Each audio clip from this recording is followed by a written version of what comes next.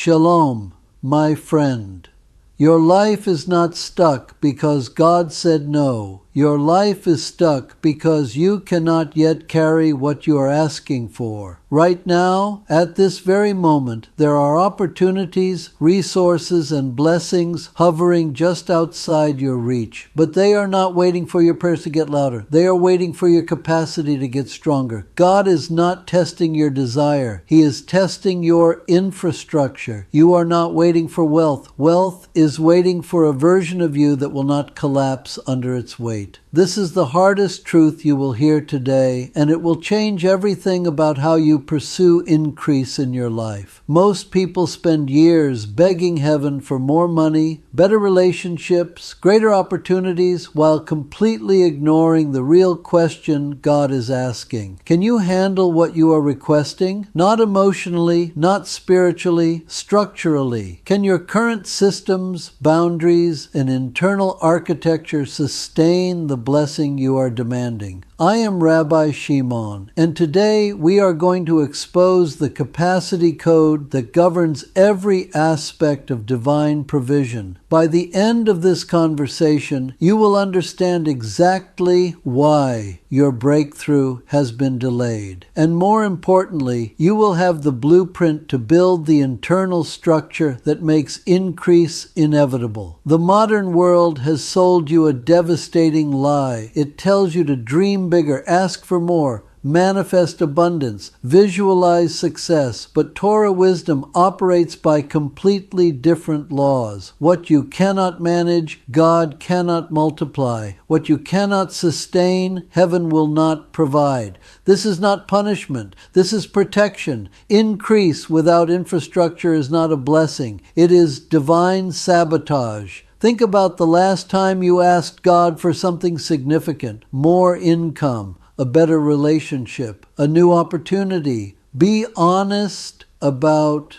what you were really asking for. You wanted the result without the responsibility. You wanted the blessing without the burden. You wanted the gift without the growth required to steward it properly. And when it did not arrive, you questioned God's goodness instead of examining your own capacity. Here is what heaven sees when you pray for increase. It sees your current financial discipline. It sees how you handle pressure. It sees your emotional regulation under stress. It sees your boundary management. It sees your time stewardship. It sees your relationship patterns. And based on what it observes, it calculates exactly how much you can carry without breaking. That calculation determines your current ceiling. Your ceiling is not arbitrary. It is architectural. It is built from your habits, your systems, your emotional capacity, your spiritual maturity, and your ability to handle responsibility without collapsing. When you understand this, everything changes. You stop begging for more and start building for more. You stop waiting for blessing and start creating the vessel that blessing can fill. Let me show you the 3 Torah capacity laws that govern divine provision. These are not suggestions or spiritual concepts. These are operational principles that determine whether heaven releases resources into your life or withholds them for your protection. The first law is the law of vessels. Blessing takes the shape of its container. In the book of Kings,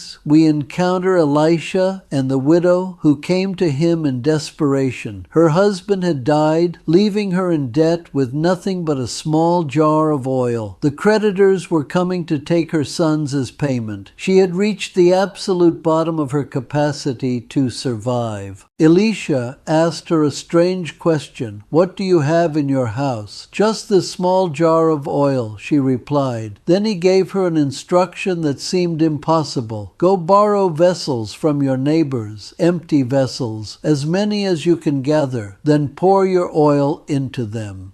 The woman obeyed, though it made no logical sense. She gathered vessels from every neighbor, filled her home with empty containers, then began pouring. Here is the miracle. The oil flowed until every vessel was full, not one drop more.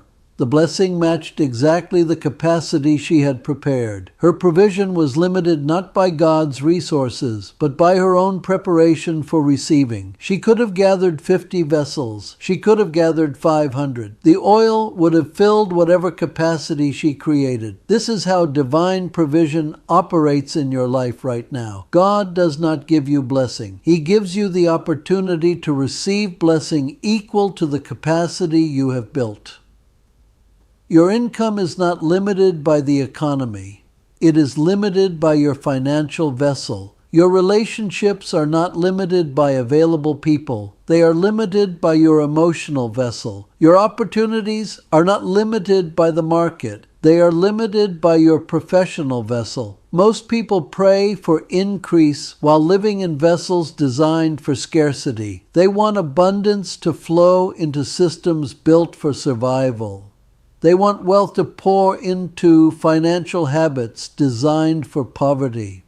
They want healthy relationships to flourish in emotional patterns designed for dysfunction. This is why their prayers feel unanswered. Heaven is ready to pour, but the vessel cannot hold what it is asking for. The second law is the law of weight. God does not give gifts. He gives responsibilities that look like gifts. Every blessing carries weight. Every increase comes with pressure. Every promotion brings new demands. If the responsibility crushes you, the gift was not a blessing. It was a burden you were not ready to carry. Consider the businessman who prays for $1 million contract, then cannot sleep when he gets it because he has never managed that level of responsibility. Consider the woman who asks for marriage, then feels trapped when she must consider another person. In every decision, consider the employee who wants a promotion, then crumbles under the pressure of leading others. These are not success stories. These are capacity failures. Heaven evaluates your readiness for increase not by your desire for it, but by your current performance under smaller weights. How do you handle the pressure you already have? How do you manage the responsibilities currently on your plate? How do you respond when circumstances require you to stretch beyond your comfort zone? Your answers to these questions determine what heaven can safely place in your hands. The truth that will transform your approach to increase is this: you are not asking God for gifts. You are asking Him to trust you with greater responsibility, and trust is earned through demonstrated competence under current conditions. The person who cannot manage a $1,000 emergency cannot be trusted with a $100,000 opportunity. The person who collapses under current relationship demands cannot be blessed with a marriage. The person who avoids responsibility in small areas cannot be promoted to larger areas of influence. This is why the law of weight operates as protection, not punishment. Heaven withholds what would destroy you and releases what you can steward successfully. Your current capacity is not an insult to your potential. It is an accurate assessment of your present ability to carry weight without breaking. The third law is the law of expansion. Heaven increases provision only after you expand identity, discipline, and boundaries. Provision follows preparation, not prayer. Increase follows infrastructure, not intention. You cannot pray your way into capacity. You must build your way into capacity.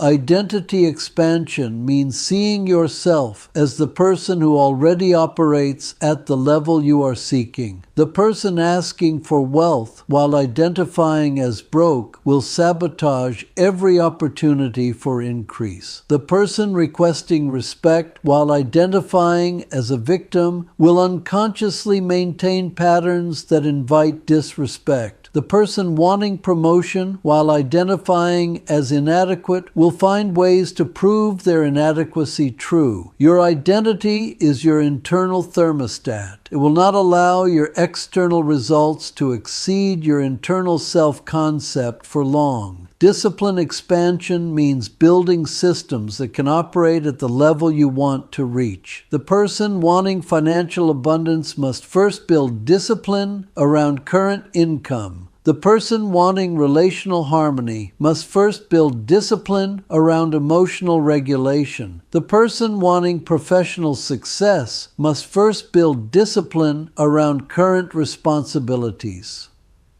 Discipline at your current level is proof of your readiness for the next level.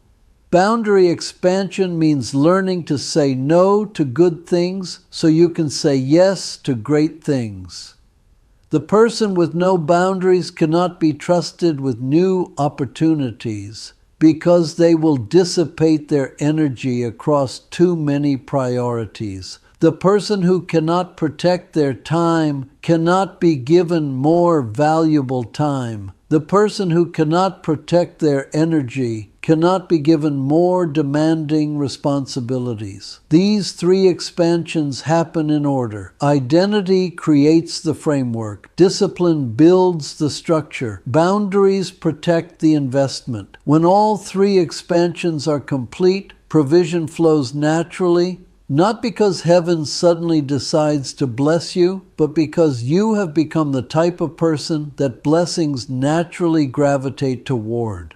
Let me expose some painful patterns that reveal capacity limitations. These might describe your current situation. The exposure is not meant to shame you. It is meant to diagnose exactly where your capacity building must focus. You pray for business success but cannot manage your current income. You want more money to flow in, while money flows out uncontrolled. You have no budget, no tracking system, no conscious relationship with the resources already in your hands. Yet you expect heaven to trust you with greater financial responsibility. This is not readiness. This is delusion. The person who cannot steward 1,000 cannot be trusted with 10,000. The person who cannot govern small amounts cannot be blessed with large amounts. You want promotion, but avoid responsibility. You want the title, the salary, the recognition, but not the pressure, the decisions, the accountability that comes with leadership. You complain about your current position while demonstrating exactly why you are not ready for a higher one. Promotion is not a reward for longevity. It is recognition of capacity. The person who avoids responsibility at their current level will be crushed by responsibility at the next level. You ask for abundance but leak money emotionally. Every feeling becomes a purchase. Every mood becomes a spending decision. Every stress becomes a shopping trip. You use money to manage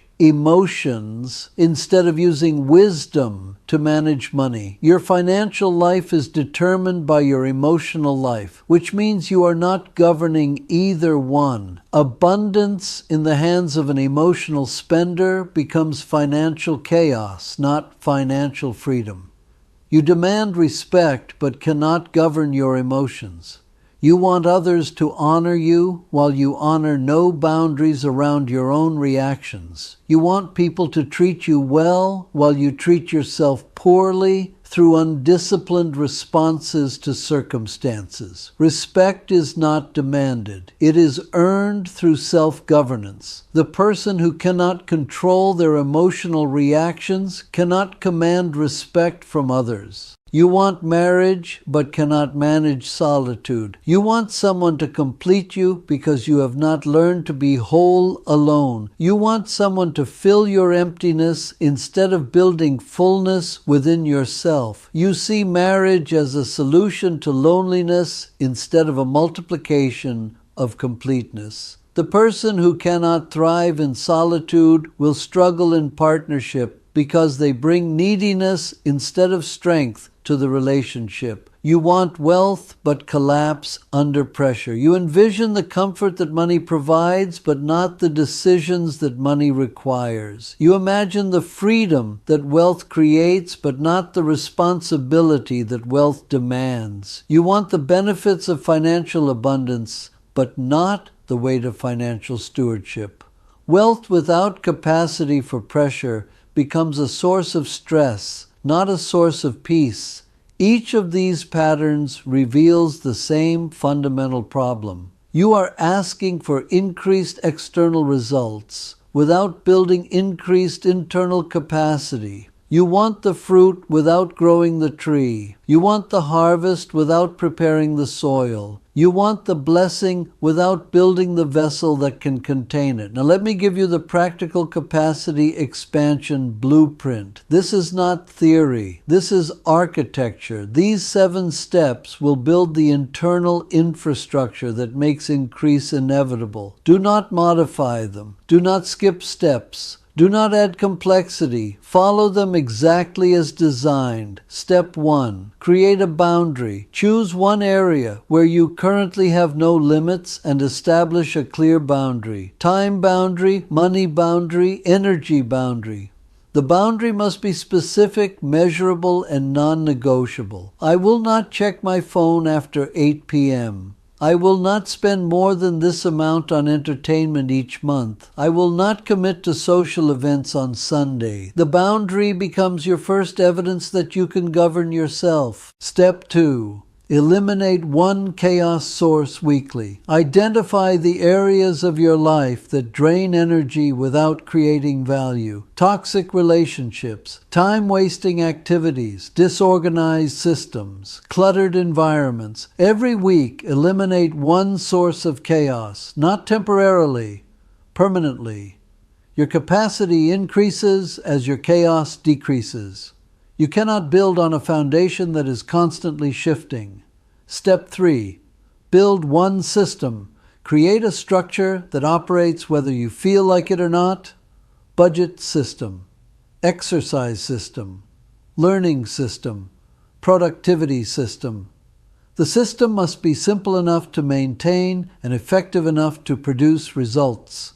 Systems replace willpower.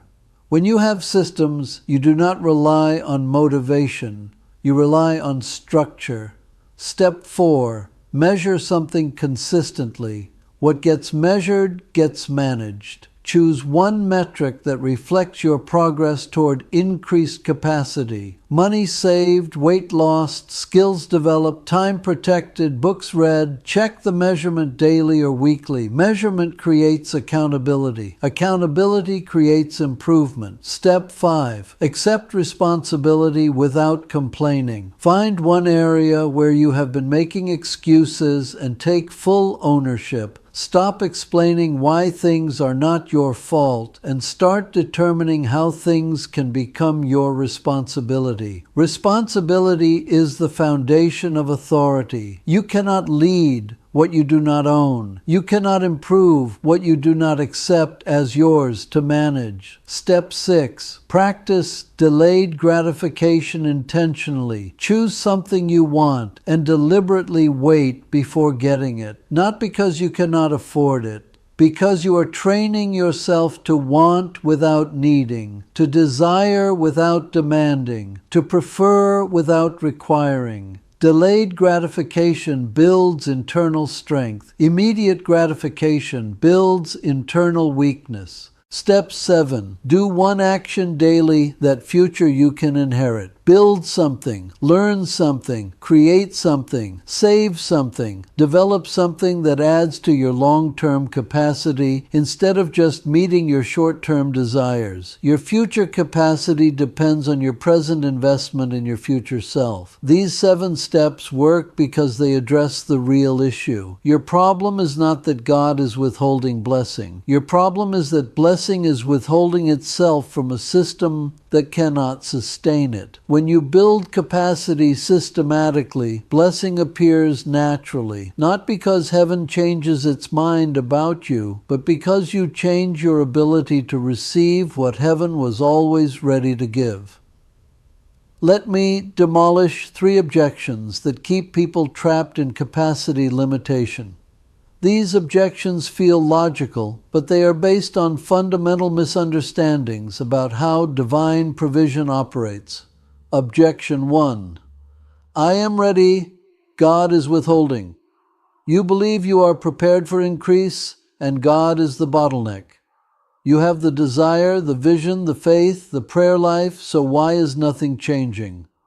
The answer is that readiness is not measured by desire. It is measured by demonstrated capacity under current conditions. If you cannot handle what you have, you are not ready for more. If you cannot manage your current responsibilities well, you are not prepared for greater responsibilities. Heaven measures readiness by performance, not by passion. Objection 2. Once I have more, I will be disciplined. You plan to build systems after the increase arrives. You will get organized when you have more money. You will manage your time better when you have more opportunities. You will handle pressure better when the stakes are higher. This is backwards thinking that guarantees continued limitation. Discipline before increase, not after. Systems before success, not after. Capacity before blessing, not after. Objection 3. I am overwhelmed. Capacity will come later. You feel too pressured by current circumstances to invest in building capacity for greater circumstances. You are too broke to learn money management. You are too busy to organize your time. You are too stressed to develop emotional regulation. This logic ensures that your current limitations become permanent. Capacity building happens during difficult seasons, not after them. Strength is built under load, not in comfort. Here is the Torah logic that replaces these objections. Heaven funds stewardship, not desire. God invests in demonstrated capability, not declared intention. Preparation is proof of readiness. Performance under current pressure is evidence of capacity for greater pressure. Your current circumstances are not punishment for past mistakes. They are training for future opportunities. When you accept that your current capacity determines your current results, everything changes. You stop waiting for circumstances to improve and start building the internal architecture that makes improved circumstances inevitable. You stop asking why God is not blessing you and start preparing to receive what God wants to release through you. Let me paint the picture of what life looks like when capacity matches calling. This is not fantasy. This is the natural result of systematic capacity building. When your internal infrastructure can support greater weight appears effortlessly. Opportunities begin appearing without you chasing them. People start recommending you for positions you did not apply for. Resources flow toward you because you have demonstrated the ability to steward resources wisely. Doors open not because you are knocking harder, but because you have proven you can handle what is on the other side of the door. Pressure feels manageable instead of overwhelming. You remain calm in situations that used to create anxiety. You make clear decisions in circumstances that used to create confusion. You handle setbacks with perspective instead of panic. Your increased capacity means that greater challenges feel like normal challenges. Money becomes obedient to your direction. Instead of wondering where your money went, you direct where your money goes. Instead of money controlling your emotions, you control your emotions about money. Instead of financial stress dominating your mental energy, financial clarity creates mental peace. Money transforms from master to servant. Circumstances begin responding to your internal strength. People treat you differently because you treat yourself differently. Opportunities align with your preparation instead of conflicting with your limitations. Problems become puzzles to solve instead of evidence that life is against you. Your environment starts reflecting your internal order instead of your internal chaos. Relationships align to your higher standards. People who drain your energy find other sources of energy. People who add value to your life begin showing up more frequently. You attract connection based on strength instead of neediness. Your relationships enhance your capacity instead of depleting it. Peace replaces the constant chase for more. You no longer feel frantic about missing out because you trust your ability to create value wherever you are. You no longer feel anxious about the future because you are building the capacity to handle whatever the future brings. You no longer feel frustrated about your current circumstances because you see them as preparation for your next level. This transformation is not the result of hoping harder, praying longer, or visualizing more clearly. It is the natural outcome of building systematically. When your internal capacity increases, your external results must increase to match. This is not spiritual theory. This is practical law. The beautiful truth about capacity building is that it creates a positive feedback loop. Small increases in capacity create small increases in results. Small increases in results create opportunities for larger capacity building. Larger capacity building creates larger increases in results. The process builds momentum naturally. You begin with one boundary, one eliminated chaos source, one simple system. These small changes create small improvements in your life. The improvements give you confidence to build more capacity. The additional capacity allows you to receive slightly greater opportunities. The opportunities provide resources and experience that make even greater capacity building possible. The upward spiral becomes self-sustaining. But you must begin with the foundation. You cannot skip to advanced capacity building. You cannot bypass the basic systems. You cannot avoid the fundamental disciplines. The person who tries to build a mansion on a foundation designed for a shed will watch their structure collapse under its own weight. Your soul contains the blueprint for the life God designed for you. But blueprints do not build themselves. They require construction, systematic construction, careful construction, patient construction. Your current circumstances are not the finished building. They are the construction site where your future is being assembled. Every boundary you establish is a wall being built. Every system you create is infrastructure being installed. Every discipline you develop is strength being added to the foundation. Every responsibility you accept is training for greater responsibility. Every capacity you build is preparation for greater blessing. The person you are becoming through this process is more valuable than any specific blessing you are seeking. The internal architecture you develop becomes the platform for a lifetime of increasing provision. The capacity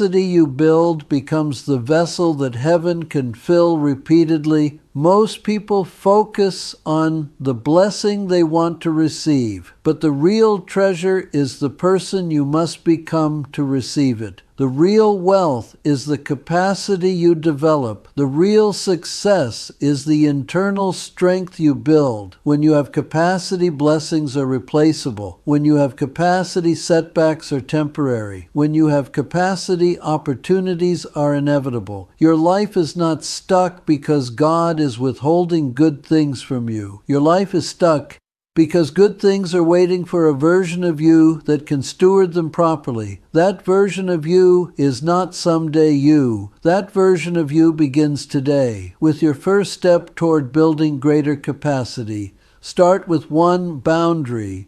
Begin with one system. Choose one area of responsibility to accept fully. Take one action today that your future self will inherit. The blueprint is in your soul. The construction begins with your next decision. Your soul is the blueprint. Your life is the construction. Shalom, my friend. Now let's build the life God designed for you.